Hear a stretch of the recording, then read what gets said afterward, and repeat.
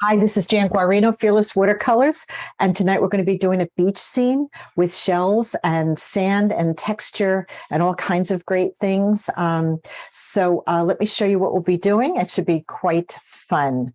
I'm looking forward to this one. I'm always looking forward to them. I think they're all great. So here's what we're doing. So what I had suggested was maybe get some masking fluid going, have salt ready, and have your colors ready to go to just charge up and fill your palette up with some fresh paint. So I'm going to be using some yellow ochre, which is similar to raw sienna. I think raw sienna is a little more toned down, but I couldn't find it. Maybe some imperial purple would be good. And just give your palette some extra paint so that it's wet paint. All right. And first thing I want to do is give that kind of sparkle that's here. So I'm just going to do that with my toothbrush. Did I say toothbrush? I don't think I did. So I just have some masking fluid on my toothbrush, and I'm just going to splatter that. Just it's sort of like the, as the water is hitting the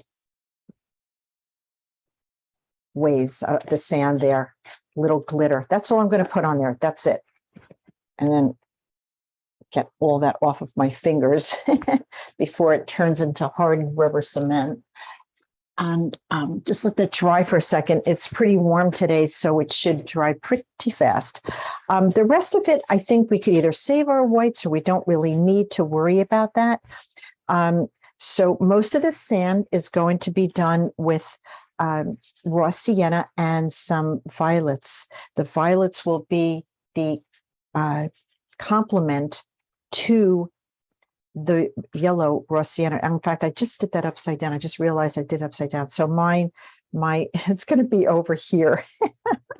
Just realized I had my painting upside down. Maybe I'll just add some over here just to even things out a little bit. Put it on the other side. So if you want to add, the sparkles are actually up here on the upper left. I have it in the lower right. So I guess I'll put it in both spots.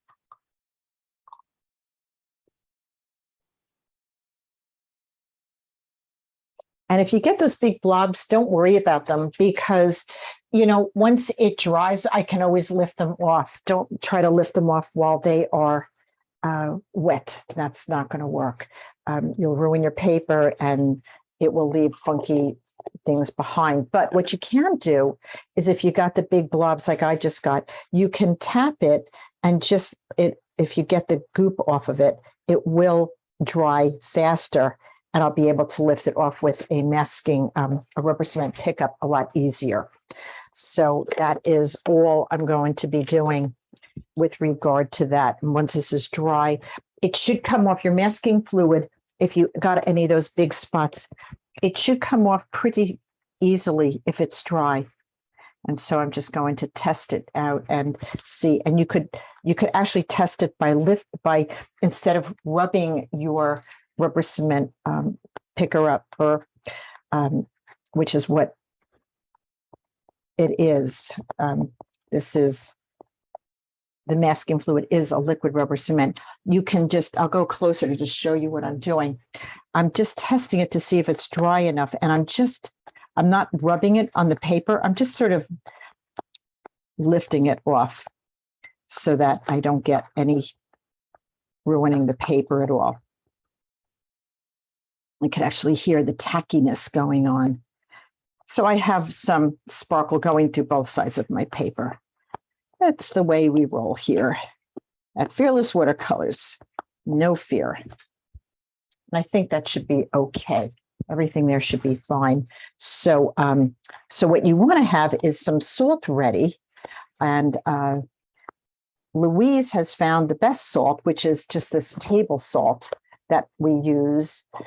It is, put it into view here to show you what I've been using. And she gets great results with it. I saw the results. So it was pretty kind of funny. It was just like really high-end salt here. No big deal. It was just kind of basic stuff, but it did the trick, I have to say. Okay, I'm not going to worry about any of those other marks. Put your masking fluid aside. Make sure an area is dry. And then what we're going to do is start our painting process. Now, there is the white stones that are there, but even the white stones, they just have like maybe a tiny bit of a glitter on them, you know, a little reflection, which is something we can always add later if we really want to.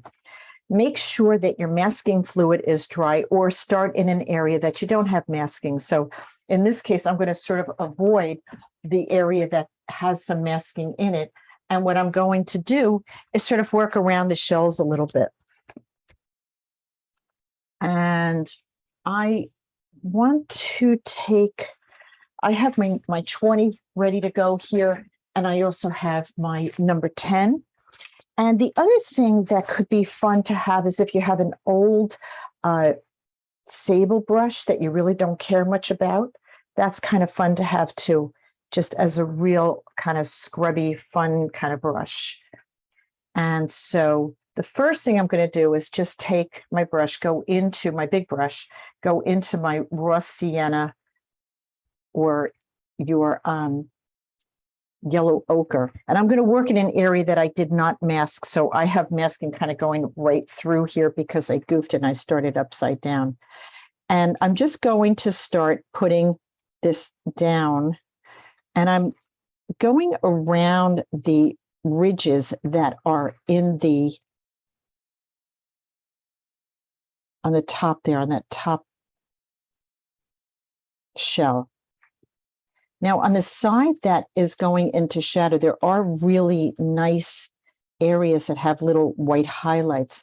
What you can do is take your smaller brush and sort of invite some of this to come into the center part of that dark shadow, because this inside of the shadow, the shell is actually darker than the other side. You know, so we can actually breach that a little bit.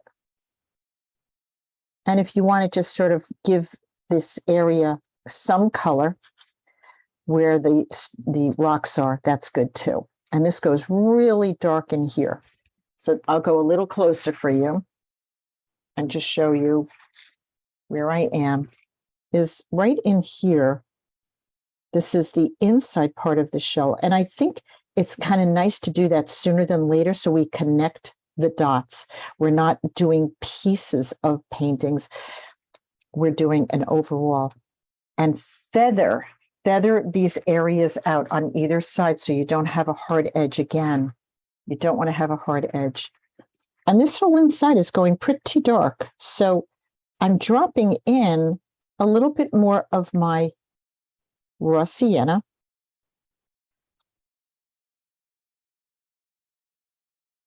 And if you'd like, try a little salt in the wet areas of the beach. Looks like this already started to dry a little bit up here, so I'm just going to give it a little bit more water.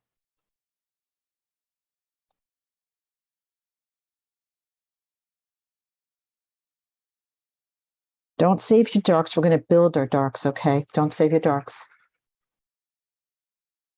And one thing that I'm going to do sooner than later is I'm going to actually give the interior of this shell some violet right now.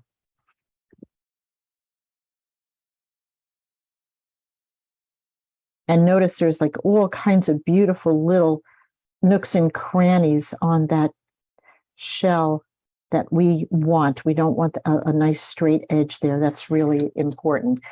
And now what I'm going to do is I'm just going to give this a little bit of water, and I'm going to let all of this move into this area right here. I'm going to build those darks, but I am saving some little white highlights, which it could be really, really nice.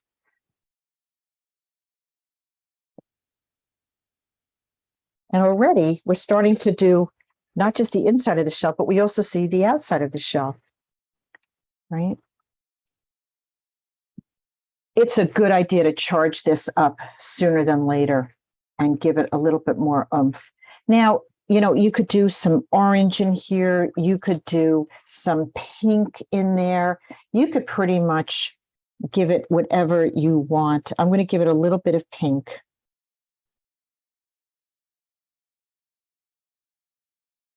And because this is wet, it's just sort of moving into that wet area. If it isn't, you could turn your paper and tilt it a little bit and then give it a little bit of water and let it sort of slide on down.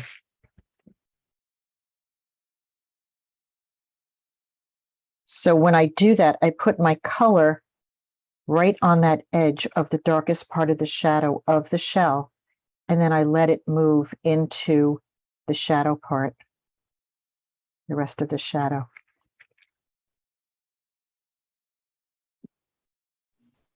Jan, what was the first dark color you used on the inside? The violet. I used violet.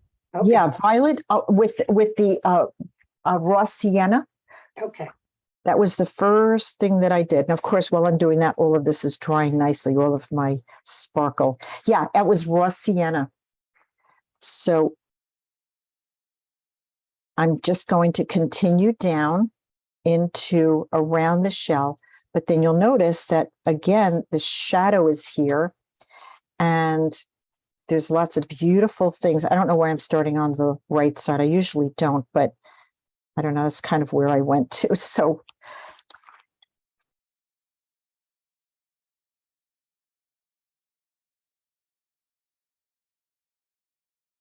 now I'm taking a brush and I'm just sort of tapping some areas that I want to go a little bit darker. And I'm going to drop a little salt into them. So I'm going into some of the more shadowy areas. And I'm just tapping in some really nice areas to give it a little bit more oomph.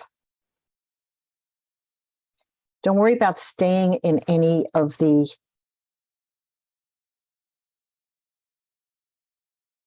lines. The lines are just there for us to guide us. They don't have to be anything that is rock solid. The most important thing is that you feather this down where you're not quite ready to paint yet.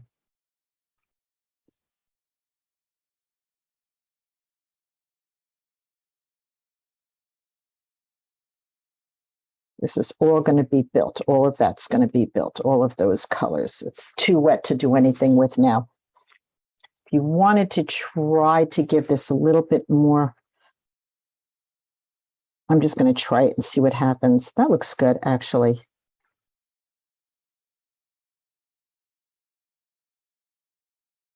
It's a start. I'll see if it's enough. I don't know if it's enough.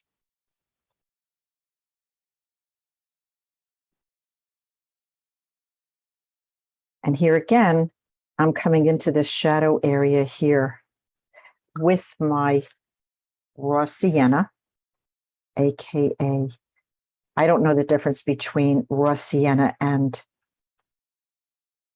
yellow ochre. I'm sure there's a difference.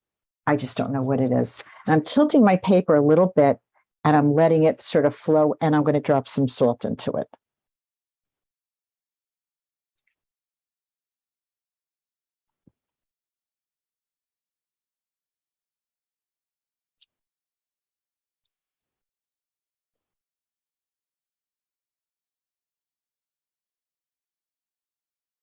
I don't want to go back into these areas, so I'm just going to just keep charging it up till I think it's the color and the depth and the value that I want. And I want to spark it up with a little fun color too. So I'm actually going to add a little bit of turquoise in here.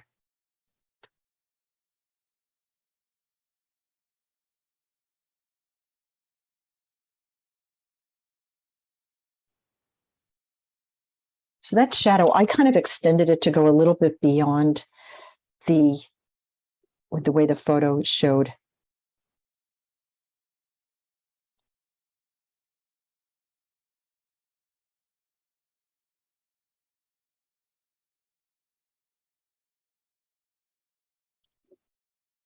So this is all kind of salted already, so I'm dropping color into the salt area.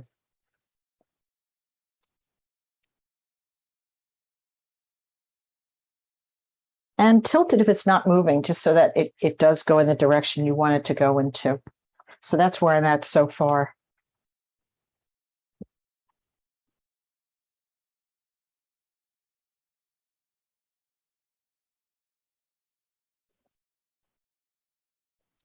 Now, I think it would be really lovely while this is wet. Let me go a little closer for you. I think it would be really nice to let some of this bleed into the bottom part of this shell. So I call these rivers, where I'm taking the color that's in one spot and I'm letting it melt into another spot.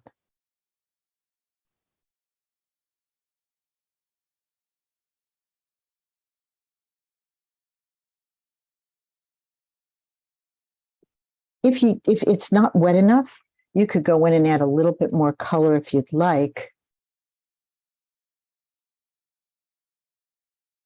that, right? If it dried. You know, it's very warm out, so things may be drying a little bit faster than normal. But if you could get these rivers to happen, they're kind of fun, and they do actually integrate a great part of the painting. Instead of it being in pieces, there's a connectivity to it, which is really, really nice to think about.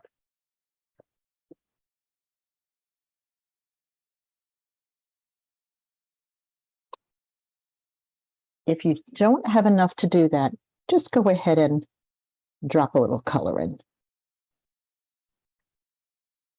And I tried to give you on your marks a little bit of those shapes of what they should look like, those shadow shapes.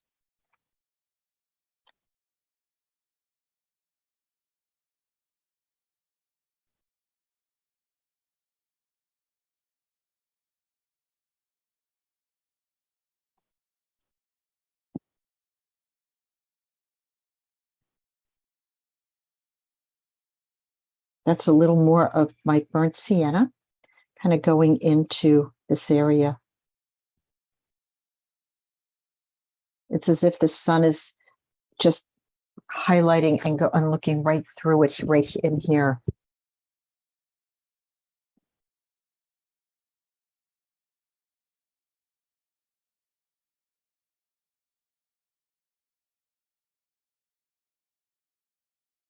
And so you could see that on this side, the sand is darker. It's the same on the other side. The sand is a little darker than the shell.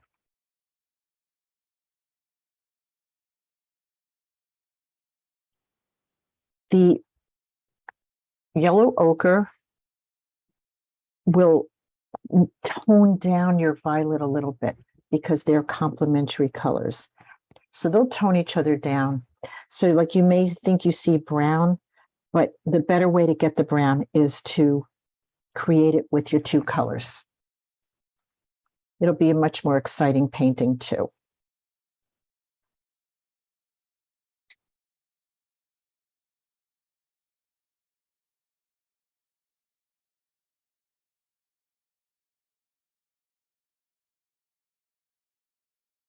And I just kind of feathered this down. There's nothing here that I can't go in and pick up again. So that's all just feathered down. No hard edges, no hard edges. A beautiful color.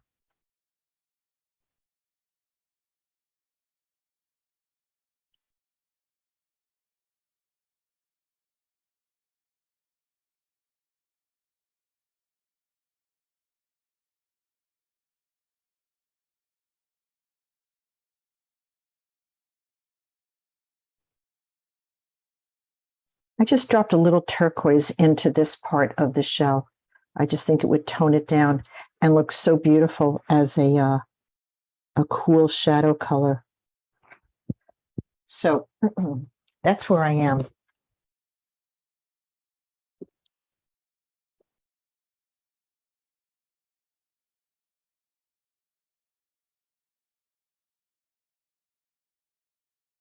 Adding just a tiny bit of my Schmenke orange in here just to brighten up that area right there. Just a tiny bit. That tip goes pretty dark. So I'm going to just drop in some violet right in there. And that shadow comes right out of that. So you don't have to actually separate your shadow from the darkest part of the shell, which is where it's touching the sand. You could actually just go ahead and let it melt into one.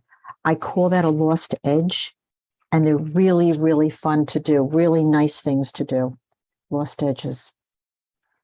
So think about that. Think about an edge that you have that you could lose, that it wouldn't disrupt anything, right? You wouldn't lose anything. So I'm not really losing anything by losing this edge here and that edge there. Nothing bad happened. It's all good. And watch your salt, if you need to add a little bit more. I love the way this is just kind of creeping along here. So I'm just going to let that be talking on its own. Let that do its own work.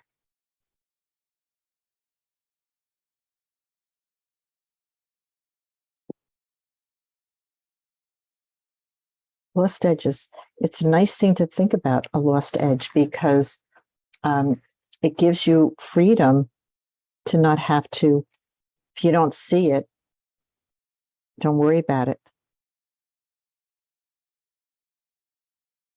You don't have to really tell your viewer everything. You could leave things unsaid. So here, let me go a little closer. I'm just dropping in some blues and violets into these little darker shell shapes. It's not quite what's there because it's wet. It's sort of melting into the marks. I want to see what happens. If I need more, I'll go in and make more marks. But right now, I kind of like the soft melting going on. This is just all part of timing watercolor.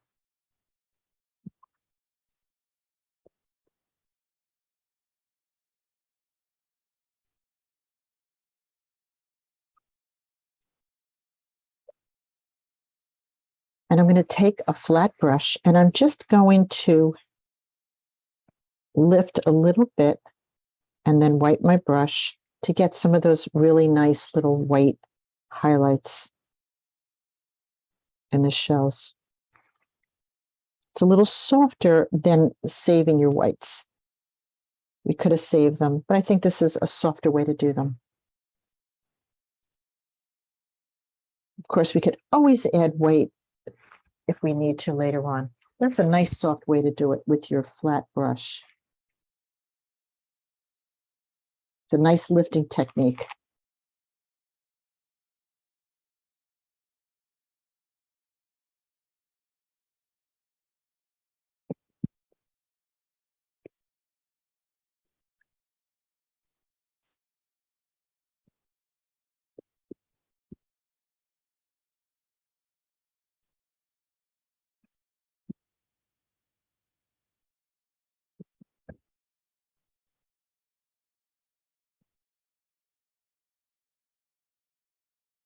I'm going to take a little bit of my yellow and just softly eliminate a little bit of the white over here.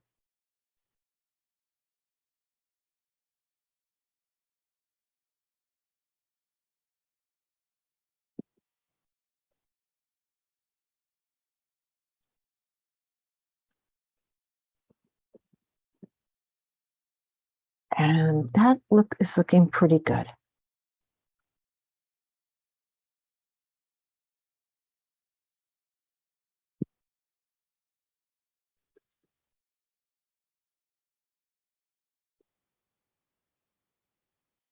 Just softening that edge a little bit on the marks over here on that side, just softening them a little bit.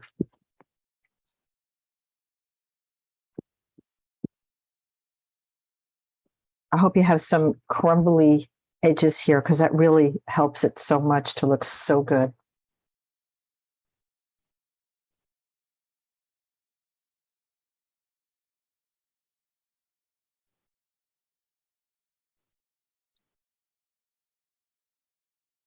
And I'm just biding a little bit of time while things are drying. And I'm just going in and going a little bit darker on the scallop part of the shells, just a little bit darker.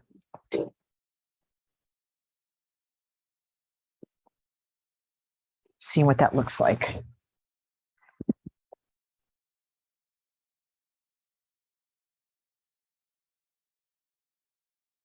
Some are a little harder marks, some are a little softer, depending on how wet your paper is.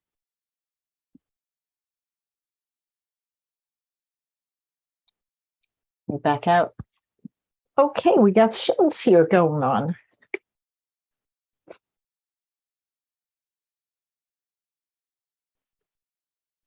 I think this is the next area to work, this upper left corner. I'm going to do it fairly fast because the area is just really mostly our burnt sienna. Now, if you want to, you could spray it with your spray bottle. Sort of help some of the paint move quickly. And you could take your any kind of old brush that you have and just sort of start putting it down. Now you could see that this is starting to move rather rapidly.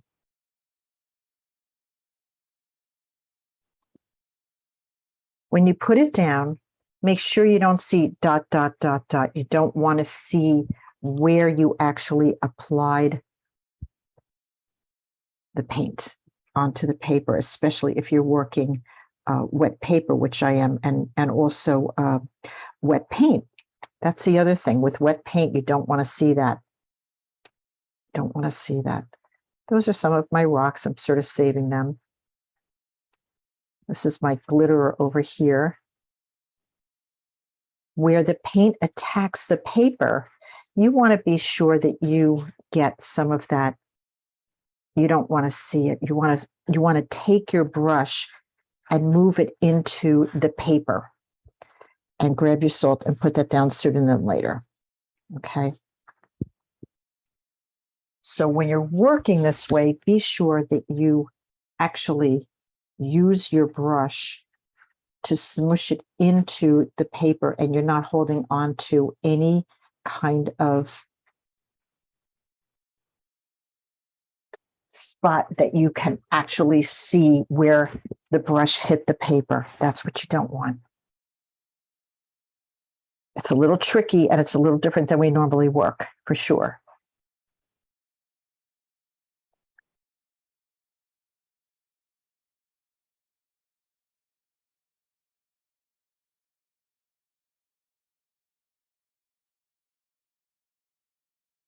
If you want to hit it with your dot sprayer, that's a nice idea. You get some nice watercolor blossoms.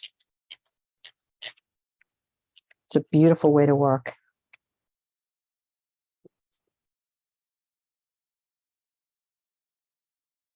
You can go in and sort of give some of these areas a little bit of your violet, just because it's shadows, you know, and you want to build some of these shadows. If it gets too violet, don't worry, just go in and add some more of your raw sienna yellow ochre. It'll tone it down and it'll make a beautiful, beautiful, soft color.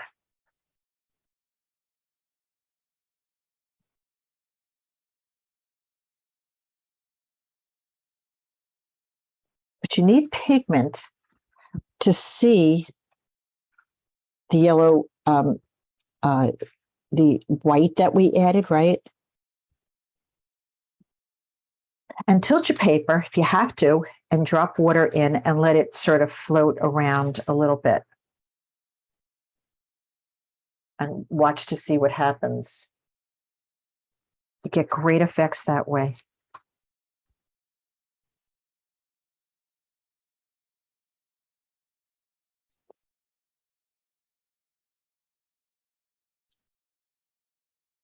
Because what happens is where the paint stops, creates fabulous beach effects.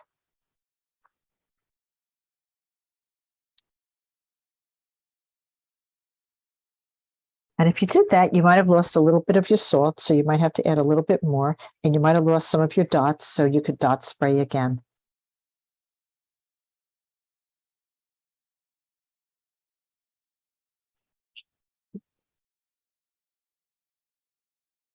Dot spraying, you have to wait. It can't be too wet because then you won't really see it. You got to time it a little bit.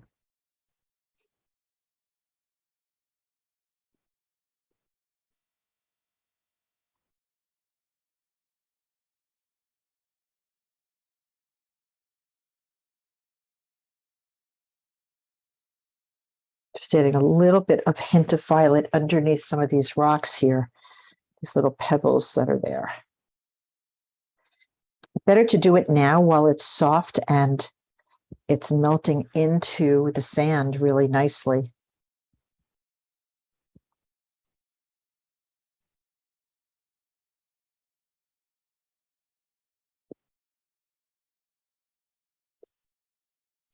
I am going to flick a little sooner than later some of my turquoise,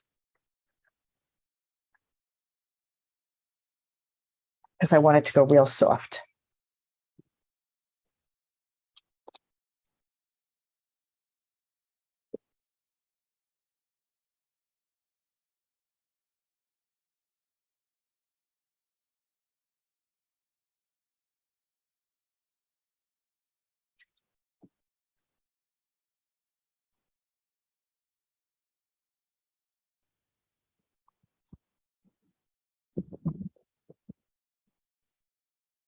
So notice I have a soft edge down here. I have a soft edge here. We could transition ourselves into this other shell and this lower quadrant very easily. I'm just going to watch this because my dot sprayer will take effect. There it's starting. Watch a dot sprayer. It will do the magic that it's supposed to do at a certain time. This is too wet right here to do it.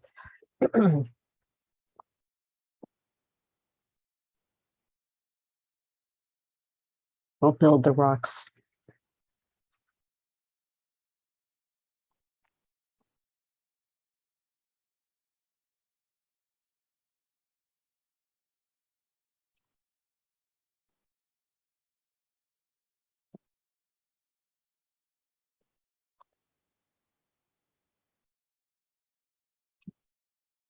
I'll let this dry a little bit, and then I will hit that with my dot sprayer. Make sure I have salt everywhere. Lightly dust it with salt because you really don't want, you want the salt to be able to take effect for yourself on your painting. So this whole shell here is not as dark as the shadow, but certainly lighter than either side here. So we really could start adding some nice colors in here. If I'll tell you, if we go around the shell, it will look cut out and not as integrated as the as it is in the photo. So let's go in and let's just hit it with a little bit of water with a regular spray bottle. Now, I see beautiful blues and violets and great colors that are in this shell here. So what I'm going to do, I'm going to go a little closer for you. And there's just beautiful swirly things going on. And you could hold on to a little bit of white if you wanted to on the edge. Don't make it like an equal halo. You certainly don't want that. Sorry, I had a fly. So I'm swatting a fly as I'm painting here. He's getting to me. Goodbye, fly. Okay, sayonara.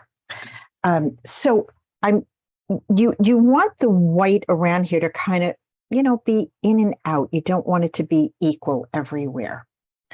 So I'm just dropping in a little bit of color along these edges. There's some really pretty little highlights along here. There's some beautiful oranges. I could see using a little bit of dragon's blood in this. I could see using certainly our violets and maybe a little pink. Play with your colors.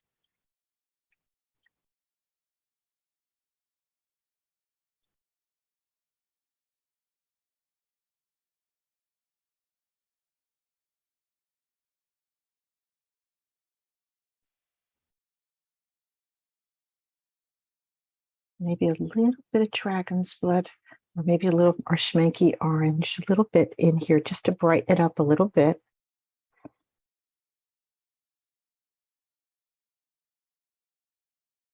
Really just playing with colors on my paper, seeing what happens with it. I'm really reacting to what's happening on my paper. I certainly have enough marks that tell me the story to work around.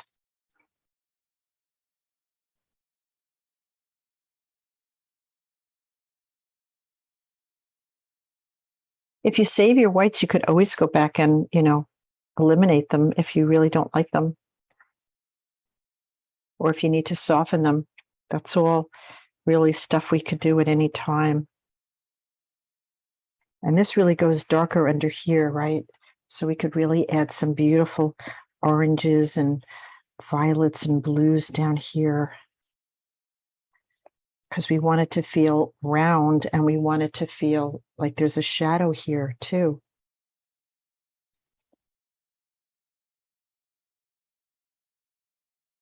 And we will be melting this shadow right into the sand there. So don't have it end. Don't have your colors end. Have them just melt right out, okay? And now I'm just going to go in. Here's some violet. I'm letting it sort of, you could see the color growing and bleeding right on that wet area.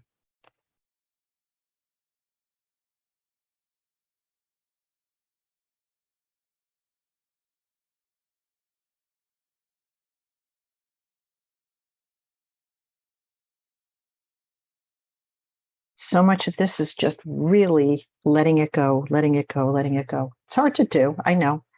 I get it. We want to control everything. And, listen, a painting like this, we could control everything.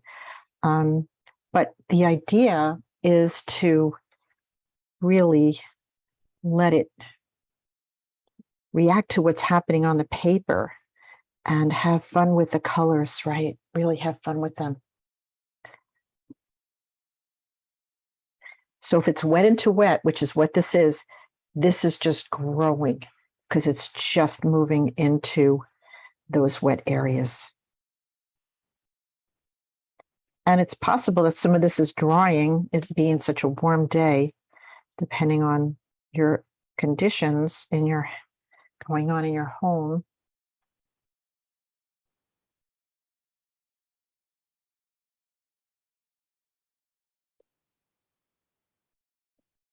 That's that orange again. And now I'm going to go back, adding a little bit of Brazino violet, which is really a pink color, which tells me I really need to use a little pink up here. I think a little bit of pink. I just added a little bit of pink up there just because it really needed it. Really just called and said, I need a little pink up here. Just told me. It phoned and said, please give me pink.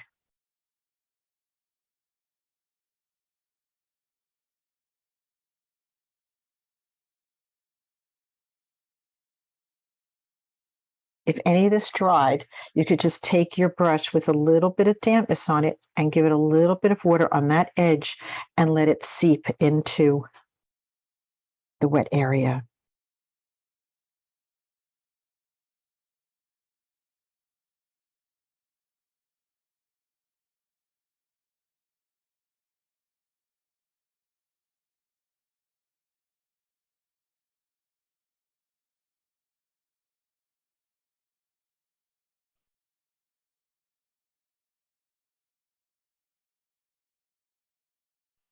And now I'm getting into the shadow, so I'm going to actually use a much bigger brush to get the shadow area. And again, if you lose an edge, don't worry about it. It's okay. We can get it back. Really, truly and truly, we could get it back.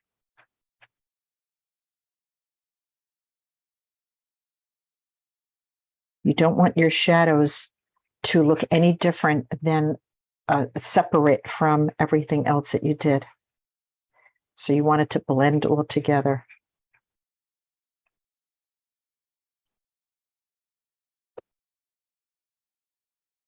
Also, when you're working with wet paint, it's really different. It really comes out so different. So you really have to play around with that a little bit. We're used to using, our dry paint. Let me show you where I'm at. Nothing's done. Nothing's done. It's all just kind of starting to emerge. We worry about little areas well before we need to, because we think in terms of pieces. But I'd like for you to think much broader than that. I'd like for you to think in chunks, bigger chunks.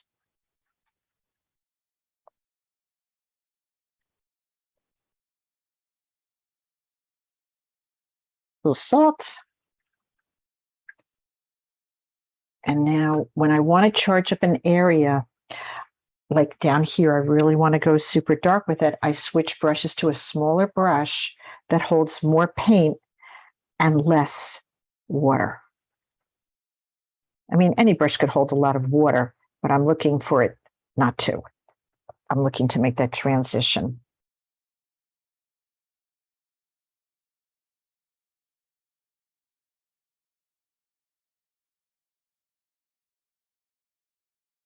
And yeah, this is bleeding in there.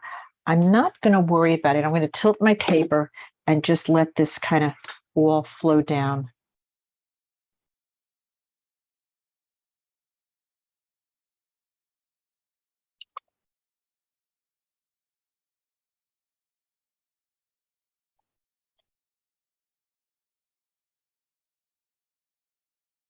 I'm letting them all mix together. My blues, my oranges, my violets.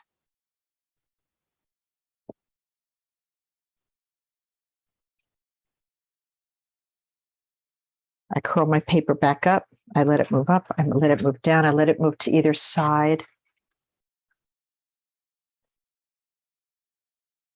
And I don't have a definitive line here. I'll see if I actually need it. I don't know if I do. I could always create it at a later point.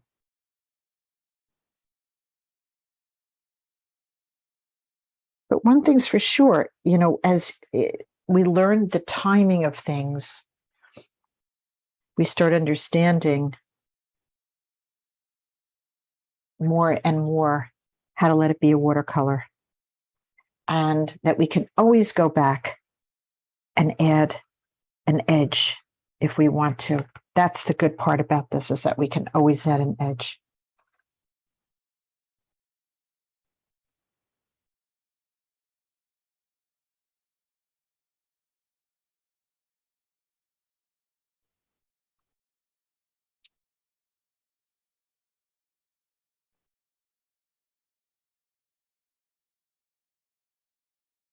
This is why I don't work on an angle, because I like tilting my paper to go where I want it to go.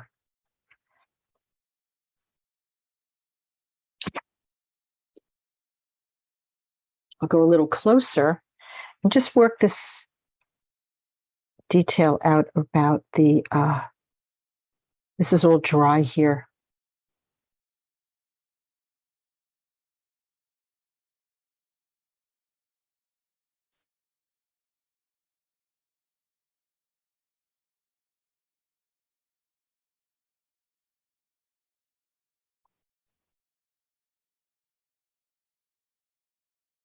This is one of my scumble brushes that I had cut to get this nice point. Works really well.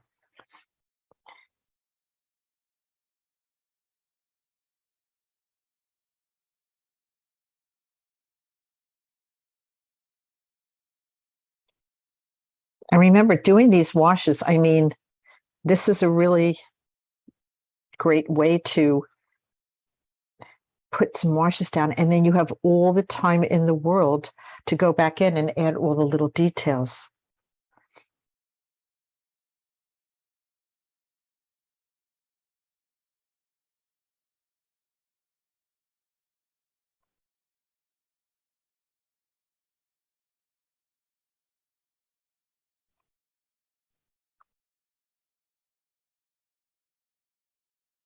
But I often find that once I do that, I just don't want to, maybe I don't always, I like adding details. I definitely do.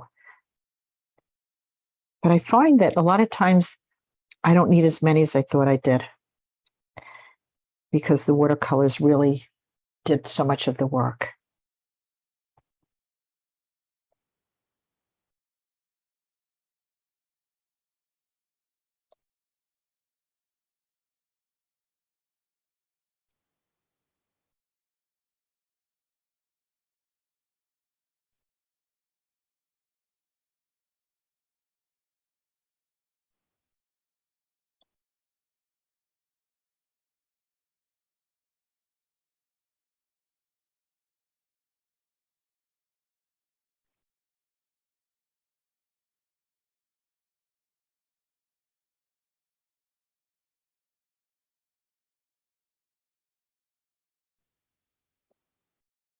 Um, I want to really love those shadows. So pretty. I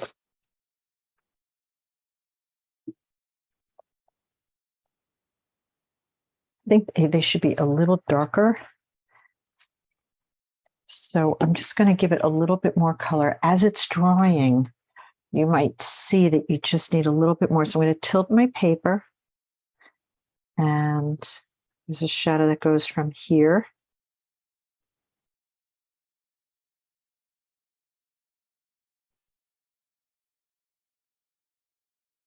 down onto this angle. So I'm just holding my paper at that angle.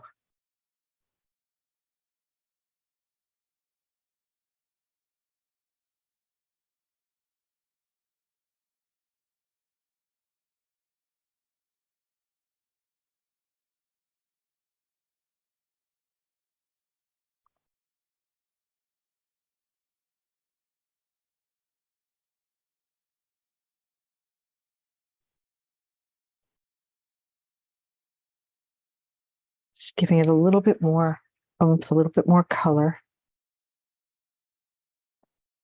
The shadows are a fabulous place to bridge your palette.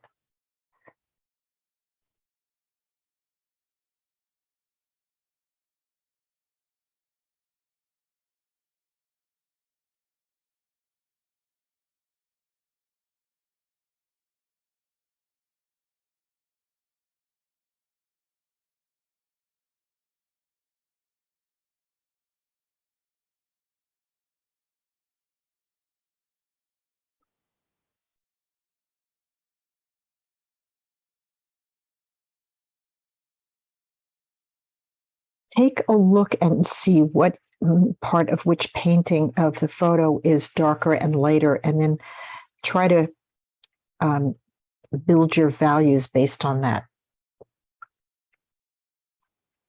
So if you see your shell darker than your sand, then you know you have to build your shell up a little bit more. If you see the sand darker, then you know to build up around the sand and let the shell speak, like over here.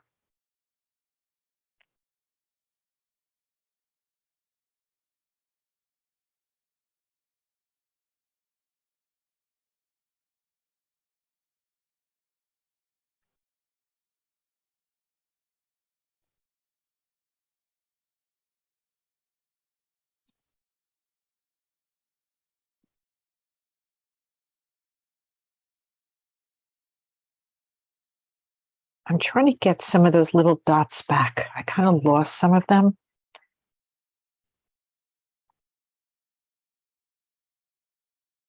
Which I really liked them. So a couple of things that I can do to get those back. There's like all these nice little whites here. We could hit it with white paint for sure later on. Now's not the time. I don't know if anybody has ever used a Mr. Clean magic eraser, but that also can work if I find a good little piece of it to use on a corner. Here's me. So I could take my Mr. Clean and I could find a little edge in clean water and I could just try to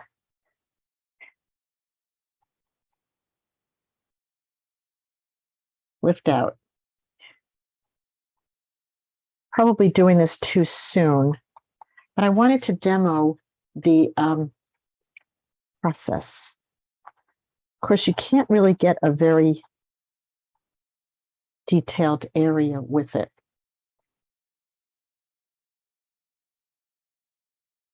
So now that that's there, I can go in and just with my brush, move some of that color aside because I loosened it up with the Mr. Clean.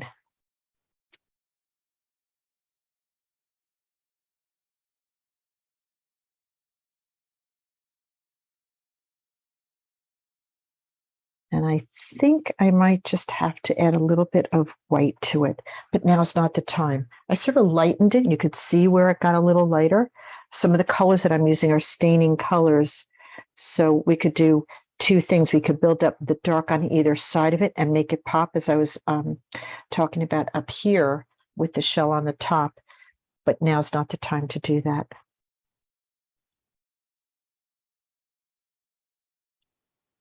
Or it could be the time. Let's try it. So I see more of an orange on this side.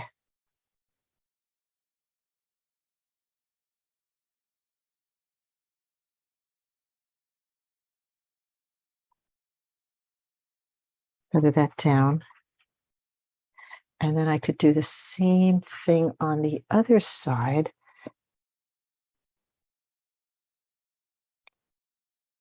And it may not be as white as I wanted, but I can always use my Jaune Brilliant to lighten it also. So light / white, you know, that's two different things.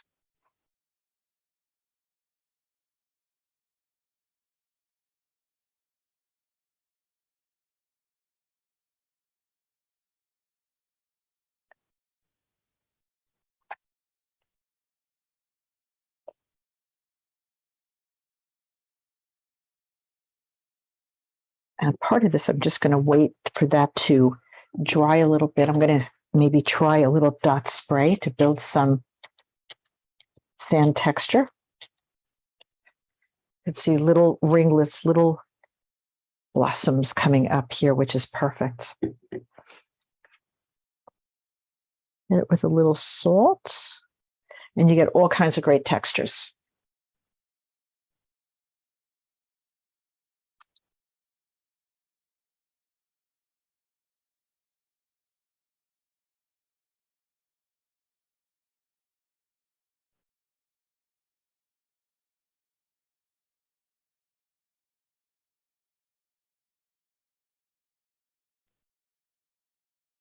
And I love that we have these lost edges here. We'll see if we keep them. I don't know. I can't really decide that just yet, if I want to keep all the lost edges or build some of them. It might be fun to build some of them. But there's a timing. Like I built it like right there, like going a little darker right there, right? So the shadow's a little darker than the shell. But I don't really have to decide all this right now. And I'm going to let it dry a little bit more and see what happens. We'll do some work on the shells, on the stones, and we'll start bringing, seeing how it's coming out and working all of those different aspects towards a completion, lifting some of the masking fluid, seeing what that looks like, all in time. We have to add these stones. That's going to be really important. So while everything is sort of drying, I think it'd be a good time to work on the shells a little bit. I mean, on the stones. So what I'm going to do is get my just kind of clear here. And these stones sort of have different colors in them. So I want to use the colors that are in the shells to kind of create the shadows in the stones a little bit. It's a great way to not make the stones white and to bridge the palette, meaning using the same color in various areas over and over again. So there's two ways that this is going to happen. One is going to be by taking your colors, whether it's a little bit of violet or a little bit of blue, and I'm just going to, let me go closer and show you what I'm doing. Here's my stone. So that's the bottom part of the stone, right? And I'm going to just kind of come up and around and just keep it kind of soft with just a little bit of color. It's not, we know they're white stones, so we don't really want to add a lot of color to them. But we just want to define them a little bit, okay? We'll add the shadow in a bit. So this is sort of a great kind of nondescript color. Nothing too much, not too much violet, not too much blue, not too much anything.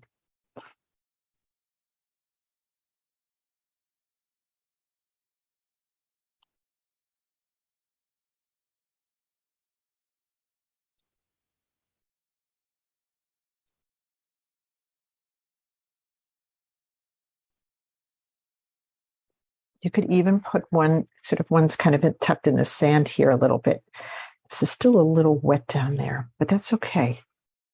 So I'm just going to melt a little bit. So let me back out and show you sort of the start of the stones. It's just the start. Very light water, not a lot of water at all.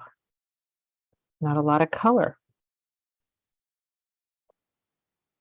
Not a lot of anything, just a really, these beautiful white rounded shapes. If you have to take a little bit of color and sort of lift it off a little bit, that's not a bad way to go either.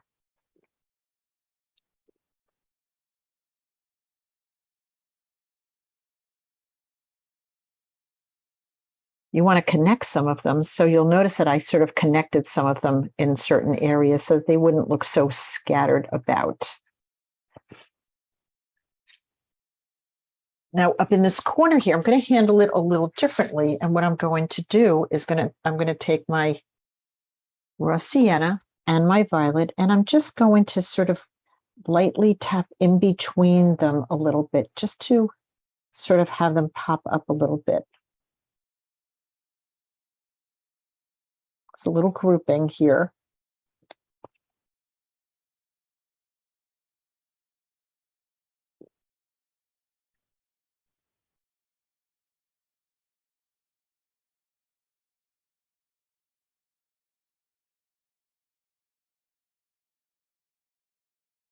And what's good about this is that it gets you away from all of the other stuff that's going on, and it gets you sort of your mind into another area, because you could overwork these areas so easily, as we know.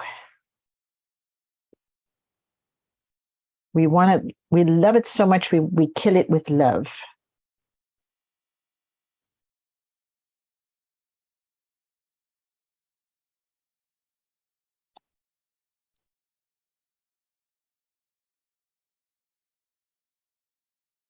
So this is just a really light little wash of my violet and my raw sienna, yellow ochre. Maybe one day I'll know if there's a difference, but right now I can't see a difference. Okay, so let me back out and show you just a little suggestion. Of course, I'm putting you over here to keep you away from there, and there's some nice ones down here that we could build into also.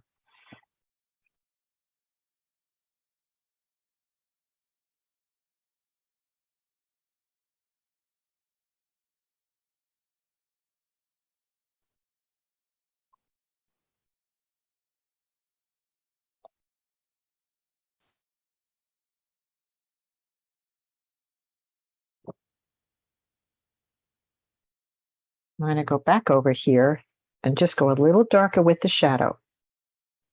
Now that it's dry enough.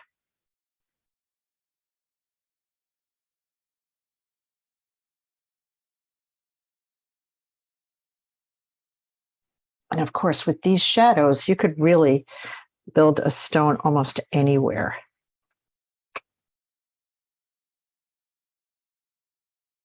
Make sure that the shadows connect. You don't want them all sitting like separate from each other. And you don't want them lined up like, soldiers. You want to have them connect. You want the shadows to connect.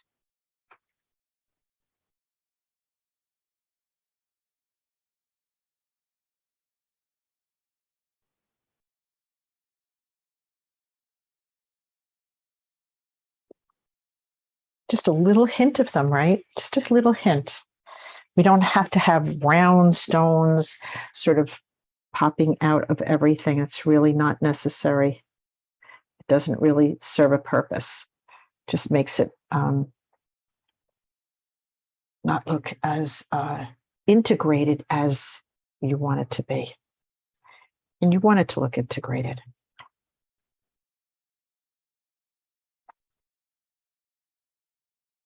Now I'm testing my paper to see if it's dry enough to start lifting some of this white sparkle, because I prefer to lift my masking not when I'm done, but before I'm done, so I could see if I did a good job of masking and if I like what I did.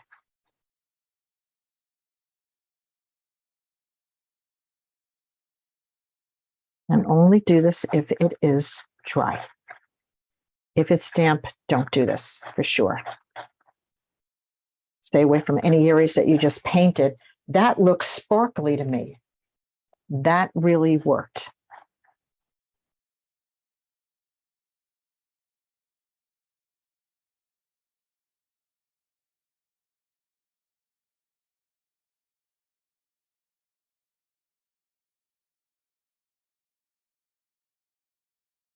This is wet because I just worked up here with that stone. So I'm going to stay away from that area. And this is sort of dry down here. So this is my shadow. So I want to see how I did with that shadow here. You might not like it in the shadow so much. I don't know. Not bad. Sort of has that glistening feel going on.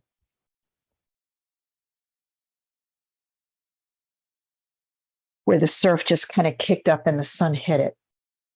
I'm actually glad that I did it in more than one area. I didn't just do it in the one area that the photo had.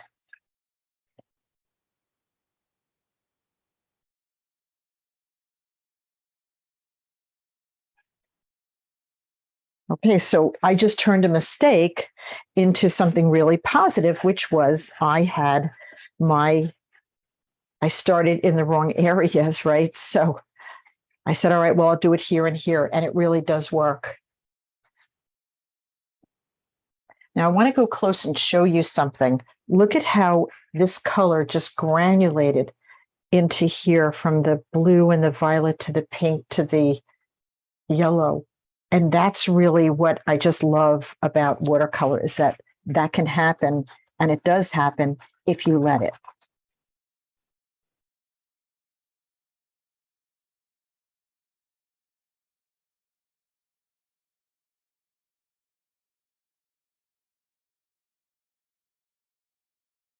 You can almost feel if there's any resistance on your paper, chances are that is your masking fluid.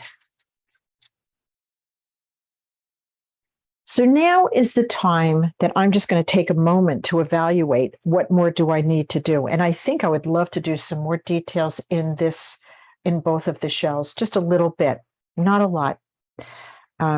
This is still damp down here, so I'm really not going to work that area, although I want to add a little nice sharp edge to the shadow there. But that's okay. I'm going to now take my rigger and pick up some colors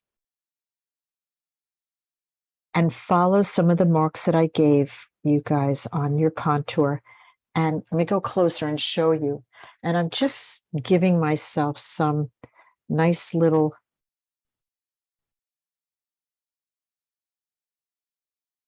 shell marks.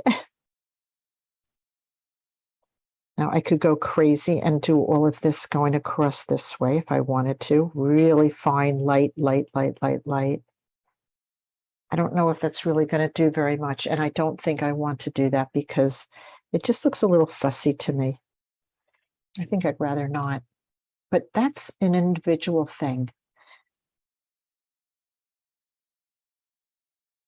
That is going to be up to each and every one of you to decide what kind of details you want to add to your painting.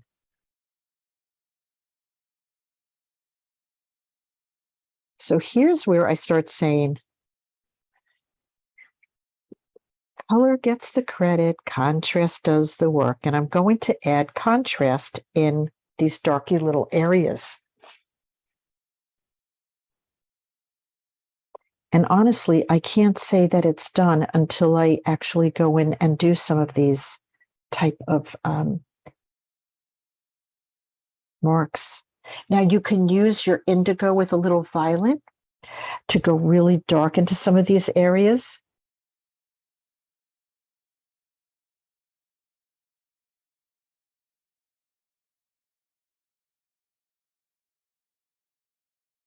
Do a little Morse code, dot, dot, dashes instead of lines. Let the lines dance into the area a little bit, right?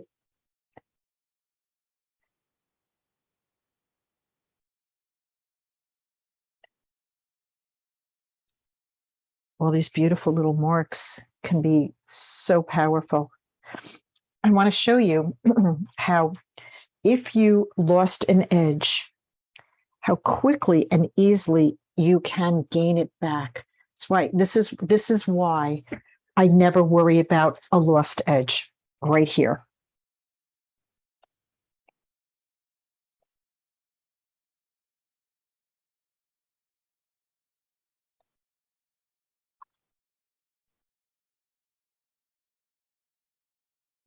I can find a lost edge easily and build it back up.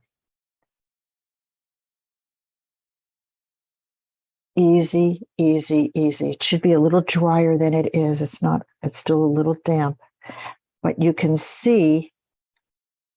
So I'm going to go in and this, what happened up here to some of you, you might have to go in and add this mark to separate it. But until you do that, let me back out and show you how powerful these lines really can be. But you don't have to do them everywhere. You could pick and choose where you actually put marks like this. So I decided to add it a little bit here and a little bit here instead of going all around it. Why? I think it makes it look painterly and interesting and artistic. And those are all things that I really want my painting to depict, is that I have all of that going on in my painting, right? That I thought about these things. And so in doing those kinds of, making those kinds of decisions, it does have a very painterly feel.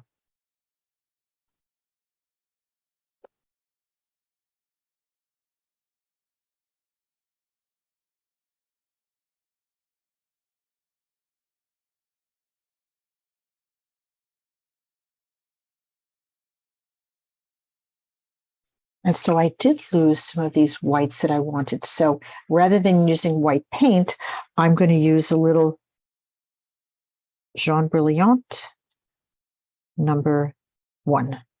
And I'm just going to give these a little bit of a highlight because I think they're kind of important. And how quickly I'm able to get them back. So if you lose any whites, like if you lost your whites up here, you could go in with the Jaune Brilliant and build any of these marks that you want.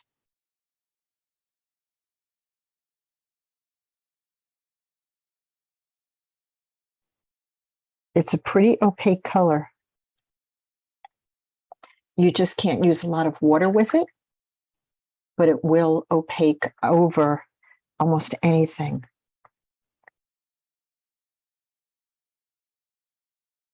And of course, if you don't have it, don't worry, because you could make it with a little bit of yellow and white. So you lost your whites. Don't fear, no worries, because look, I'm getting them all back right now. And it's not pure white. It's not the white of the paper, which is okay.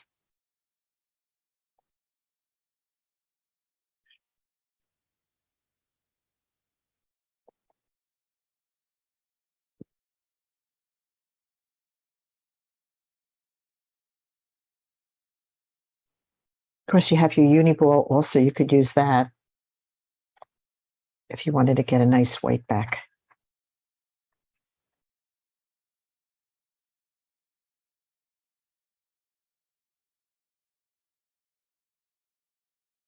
And there's these nice little scallops going on here. And so I want to get those, put those back. I put those on. Now, I know that there's sort of an orangey brown kind of color. So I'm going to pick up some dragon's blood and some violet and go in and do some of these little scallopy things.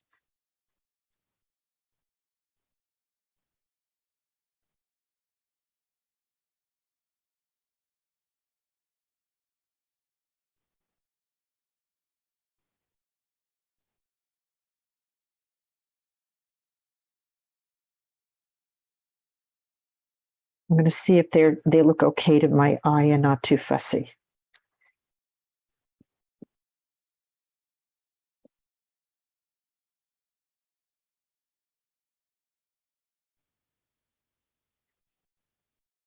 I think I like them.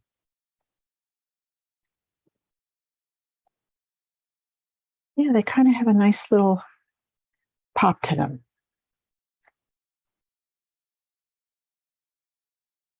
And so, when I talk about not overworking an area, not staying in an area too long, this is why. Because sometimes you just have to let it be and let it dry and then go back in and do things like this. There's also some nice little speckly things going on there. I think that would be fun to do that also.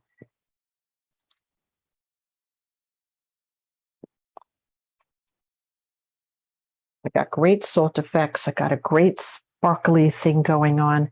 I could also see maybe building some of these shadows a tiny bit more than I did.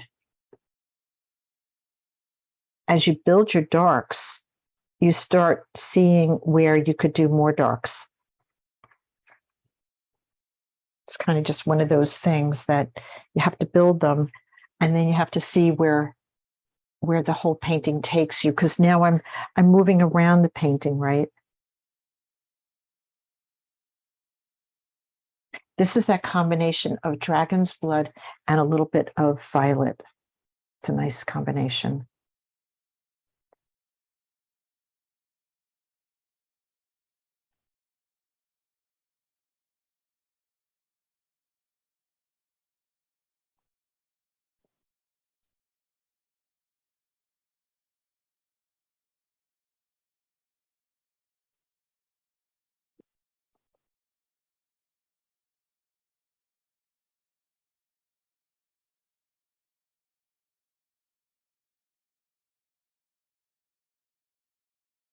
And you could just go in and have as much fun as you want with all these details. Just enjoy them. But also take a moment to stand back from your work to see how much more it might need. Because it may not need as much as what you think it does. That's an interesting thing. And of course, one of the big things that I love to do is take my work, stand up from it, okay, get off your seat and look at it from a distance. And this is how I start looking at, is it done or what does it need? And taking my mat that's cut to 2 pieces and saying, what, if anything, does it need?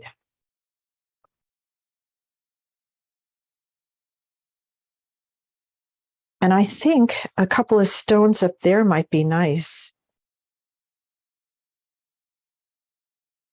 Maybe up here. Or maybe not, maybe it doesn't need it. Maybe if I see these stones appear a little bit more, it might solve the problem. And then I'm looking at it vertical on my computer screen, standing away from it, and it starts speaking to me. That's how I know what it needs and what it doesn't need. I can't do it when I'm working so close to it. It's really very difficult to do that. As I'm comparing it to the photo, I could go a little darker on this side, I think. I could tool that a little bit darker and cooler. So that's glazing, and you have to do that when it's dry, and this is still damp, so I don't want to glaze at this point. But there are some nice sparkly things on this, splattery things. So I think splatter could be a lot of fun too.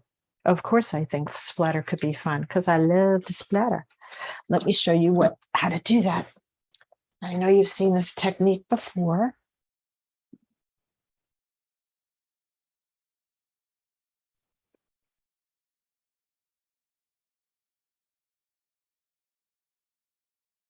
Not that it's so terrible if it splatters all over, but I kind of want it on this shell here because that's where I see it on the photo.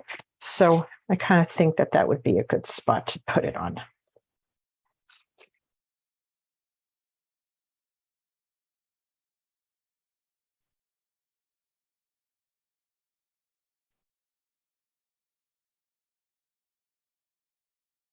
And if it goes a little under or over, it's okay. In this case, it's kind of a tight splatter. So I'm going to take my toothbrush and I'm going to take that combination of a little bit of the dragon's blood and the violet. Make sure it's not too wet, because you know when it's too wet, you get those big gloppy. And if you have to practice on a little sheet of paper, go right ahead.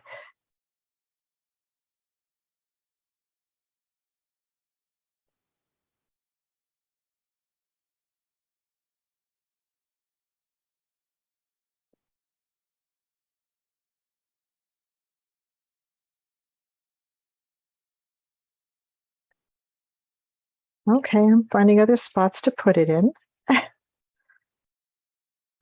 So I'm looking at the photo and I'm seeing other areas that maybe a little bit of deeper shadow could look nice on the sand. Yet another technique to give that feeling of sand.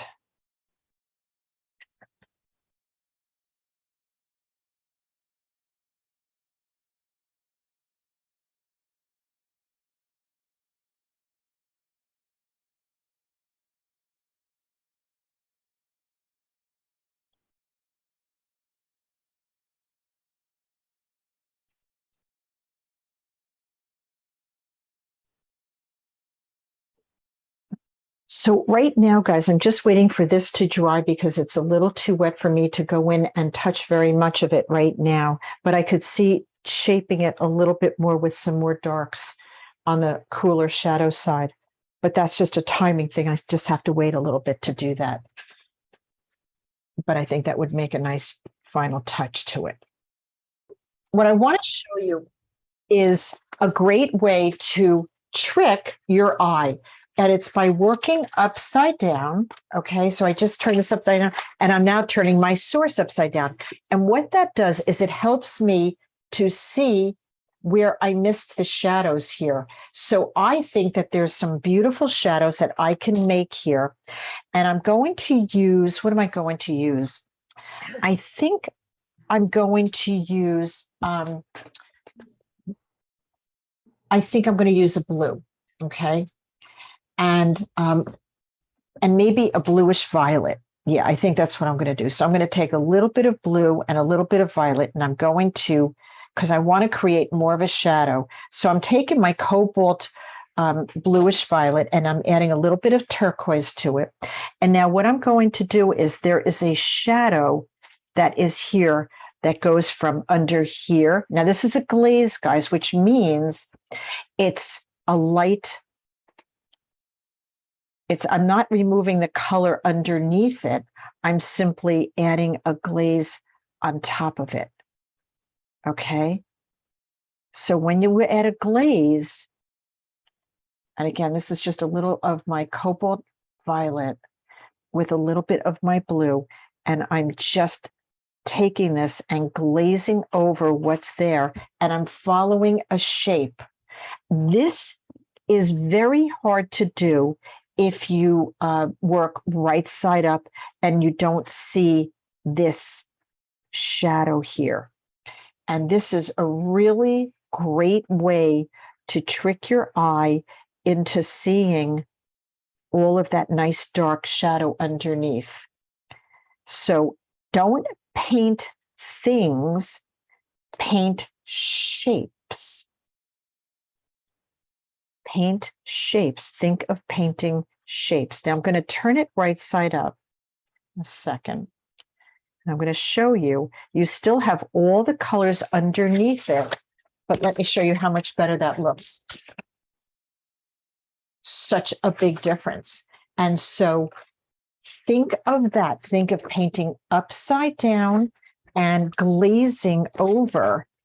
So now I could see it a little clearer, this area here, and how, and a glaze is just a light wash that I put over an area.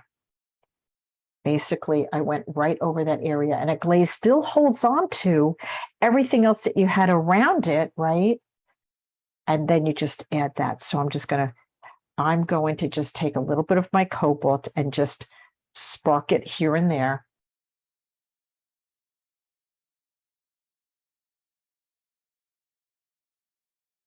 And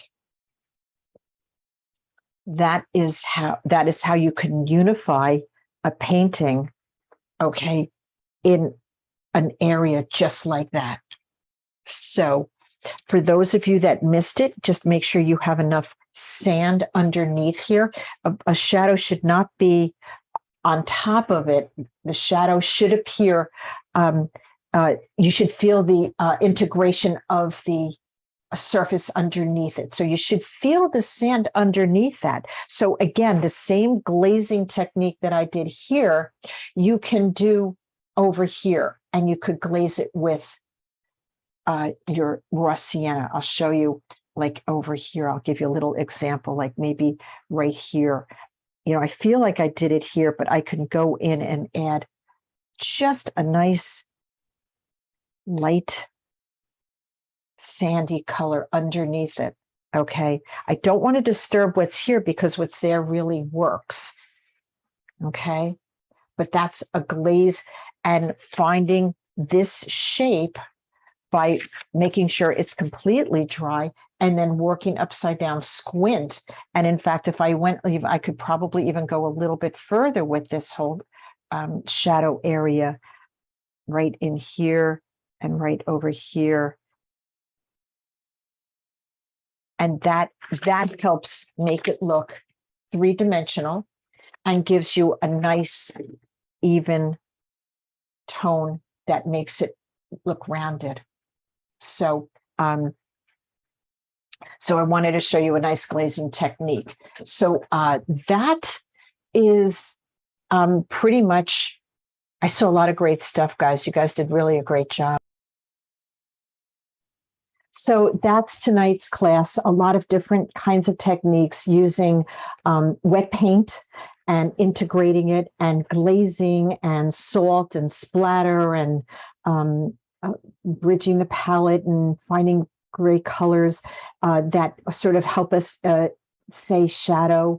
I hope you had a good time. I enjoyed painting this one. I always have a great time painting things like this. So I hope you enjoyed it. It's Jan Guarino, Fearless Watercolors. Thanks for coming on, and I'll see you soon. Bye now.